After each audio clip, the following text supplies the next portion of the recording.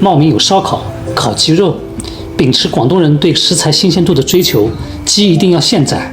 一到饭馆，先去选鸡。本地人喜欢吃扇鸡，但扇鸡较大，3个人以内只能吃个小母鸡。母鸡30块钱，公鸡30块。几个人吃啊？这个小母鸡。4斤6两，4斤6两。这些串烧店选择手工去毛，这样也会让鸡肉口味不受影响。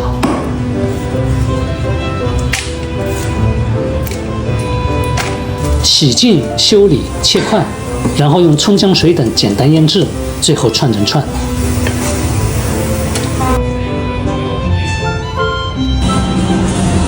剩下的鸡杂用来做粥，所以要吃上串烧鸡要等半个小时以上。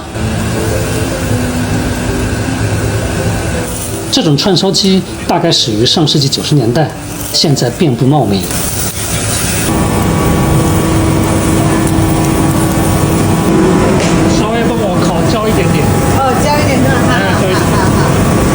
鸡肉快烤熟时，再依个人喜好撒上辣椒面、五香粉等，再复烤几分钟就可以上桌。都到这了，这个不辣的。茂名烧鸟的味道，鸡肉非常嫩，表皮有点焦，里边很嫩，吃起来毫不费力。按理说肉类越烤越老，所以腌制的时候可能放了什么东西。肉很新鲜，吃不出冰冻肉的异味，也没有腥味。但很可惜，个人认为调味料毁掉了这鲜嫩的口感。这种辣椒面和类似五香粉的调料，风格有点偏西北或者四川的调味，但用料又明显没有西北或四川那边好，味道又调得很重，掩盖了食材本身的鲜味。我吃过几家串烧鸡，都几乎是同一个味道，用的可能是同一个牌子的调味粉。在西北，要做好吃的烧烤，每家都有自己配置的调味料。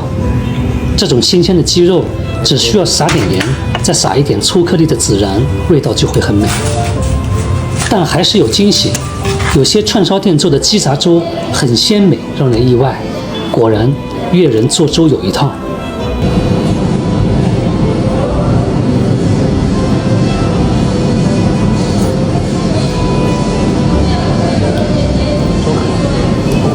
相比而言，广式吊烧鸡只要鸡好，怎么做都不会太难吃。吊烧鸡遍布广东各地，包括湛江。